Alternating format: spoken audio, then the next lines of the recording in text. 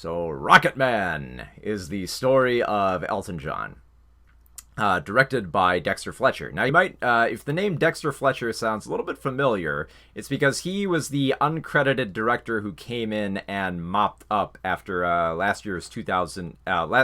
last year's Bohemian Rhapsody. So there's a little bit of shakiness because like Bohemian Rhapsody is a little bit okay, well, just a minute, it's a mess. The film is quite a mess. So there's a little bit of uneasiness coming into another musical biopic directed by Dexter Fletcher. But thankfully, this film actually, it doesn't just feel like bullet points of Elton John's life. It does feel personal. It does feel better biographically, and it actually makes great use of his music to tell the story of his life here. Now it kind of more or less starts from the beginning. It does kind of have a little bit of a framing device with him being in rehab.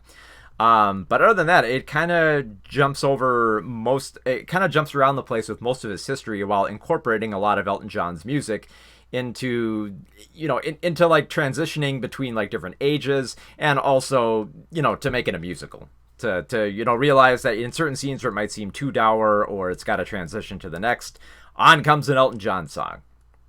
And unlike Bohemian Rhapsody, they actually use them well, and they actually don't cut away from most of them. So yeah, unlike Bohemian Rhapsody, this one could actually be a sing-along version. You could actually gleefully sing along to a lot of these Elton John songs.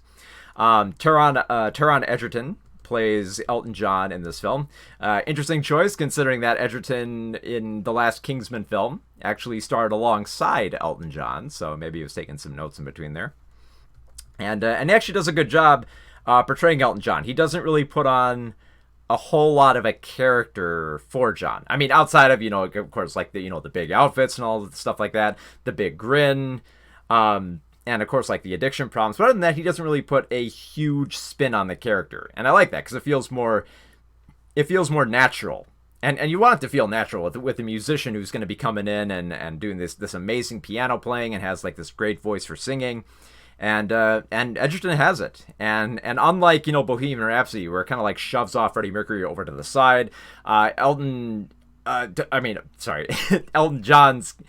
John always feels present in this story, always singing, and it always gives Egerton something to do in this film, and it gives him a chance to rock out throughout the film. So you're not just like waiting for like the big climax here.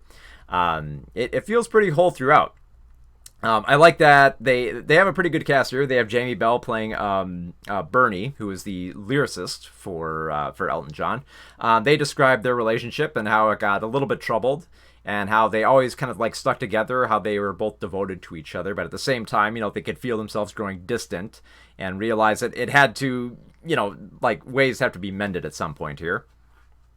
And I gotta say, I love how, and I know for a lot of people this might be this might be a deciding factor in whether or not they want to see the film. But I like the fact that it jumps around with like the musical format here, and it goes into like some fantastical elements here. Like at one point, in order to showcase how much how lost in the clouds Elton John is, they have a really bizarre visual where he's singing Rocketman, and I'm assuming like in his mind or within like the the movie's fantastical setting, they show him kind of like lift off from the ground, like there are rockets on his shoes, and just zip up into the sky and explode into his jet. And we transition into the next scene where he's in the jet. There's a lot of fun scenes like that. There's a lot of great music, a lot of great dancing, obviously.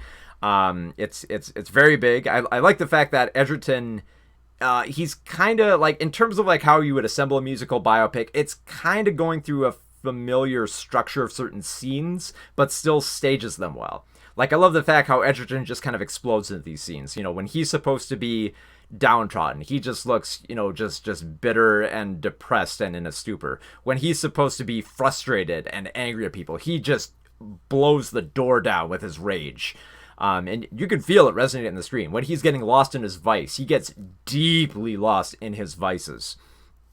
And I love that this aspect where we're kind of like seeing everything from Elton John's perspective, where there's kind of like blurry patches in this history, where like tours just kind of like blow by him. Like at one point, we kind of like cut between a whole bunch of different tours with a spinning piano, and the piano spins, and we get to see different outfits with him in different settings, and I love how it just kind of like breezes by these aspects. It seems like it would be boring.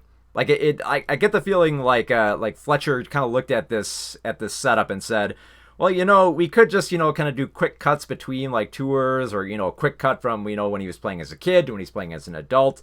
But maybe we can make it more interesting. Maybe we can have like a fun dance number. Maybe we can use this Elton John song here. Maybe we can use something different there. And I like the fact that this film, it feels very, very personal, as opposed to just kind of like being like, kind of like taking a back seat and just kind of like watching from afar the events unfold. Kind of like with bullet points in Bohemian Rhapsody.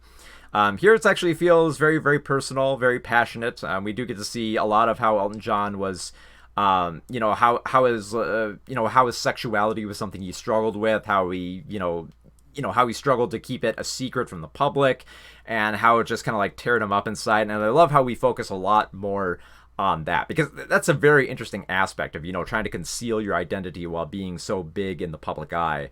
And it's given a great focus here with great drama to it. It's brilliantly assembled. It's still fun. It's got some great musical numbers. It makes great use of the dramatics. It wouldn't surprise me if this was going to end up as a Broadway musical. It wouldn't surprise me if this ended up as that, because it has all the makings of being one. And I just had like a very consistent smile on my face throughout. I love how this film's assembled. I think Edgerton just rocks this role. Like he owns this Elton John performance like no one else, but without really trying to get like the mannerisms of Elton John too down pat. Like if he was trying very hard to get the details right, they're brilliantly subtle, where I wasn't like noticing them. I always felt like I was with this character on this kind of like personal journey of his. And the more I kept thinking about it, it was like I was kind of digging the film, and then as it kept going on, I kept getting more and more into it, and I kept thinking about the film long after I left the theaters. So I had a blast. I think Edgerton is really strong in this performance. He's been pretty solid for a lot of the roles he's been in for the past few years. Obviously, a lot of people know him from Kingsman, as kind of the little kid that became a great big spy. But I think here he's really coming into his own here, and I think this is definitely one of the best performances I've seen out of Taron Egerton. And so for Rocketman, 4 out of 5 stars.